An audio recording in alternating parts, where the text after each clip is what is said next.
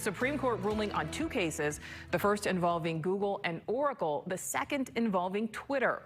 In a 6-2 vote, the justices sided with Google in an $8 billion copyright dispute with Oracle. When Google created Android back in 2007, it used more than 11,000 lines of code from Oracle's Java platform. Oracle then accused Google of plagiarism, but Google said using the code is a common practice in the industry, and the High Court agreed. Also today, the court dismissed a case dealing with former President Donald Trump's efforts to block critics from his personal Twitter account. Lower courts had ruled against him, but the justices said there was nothing left in the case because he's no longer president and he was permanently suspended from Twitter after the riot at the U.S. Capitol.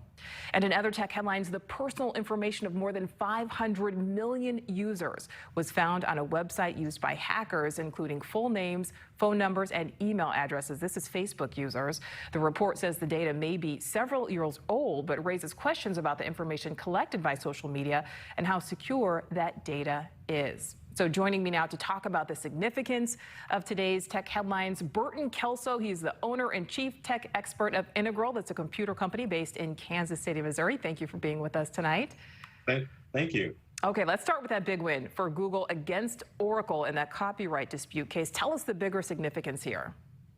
Well, I think the bigger significance is that in the tech industry, it should be understood that there are going to be certain code, certain practices that are going to be used across tech devices. I think what Oracle was trying to capitalize on is the fact that anything that you put out as a tech company should be property of that company. But Google has proven, and the Supreme Court is chose to share that if a specific tech code that is allowed to be shared across different technology devices, it's almost saying that if you do code, you can't share specific lines that are integral to all tech devices out there.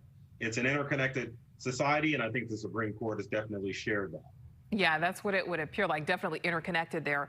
All right, let's shift to the decision involving former President Trump's Twitter account.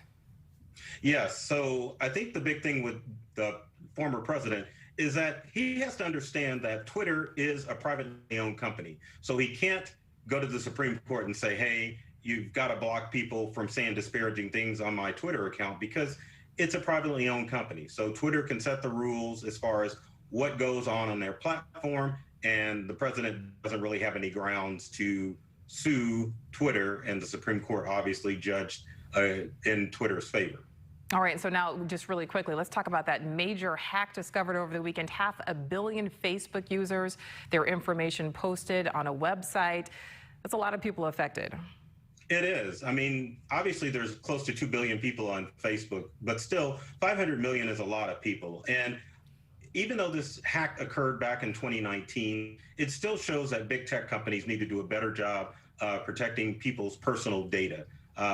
Right now, I think every user out there should be vigilant and make sure that they're changing their passwords to any online account they're using, especially Facebook. But it definitely shows that big tech needs to do a better job as far as making sure that our personal data is safe and secure and out of the hands of cyber criminals. And Burton, just really quickly, some people I know see this and they say, you know what, I'm just done with social media. They want to get off completely. What would you say to that? Are you saying change your passwords, or would you recommend just saying, you know what, I'm done? It's a double-edged sword, because a lot of people use Facebook to market their business, and to get off of that maybe mean a loss of revenue. But it's almost like you have to stay on the Facebook because you want to stay connected with friends and family. Myself, I was going to stay on Facebook. I'm just going to do a better job of making sure that I'm changing passwords on a regular basis. And I think everyone else should do the same thing. And maybe just make sure you're not sharing anything that you don't potentially want shared with who knows, because it's out there. All right, Burton Kelso, thank you so much for your expertise tonight. Thank you, Nicole.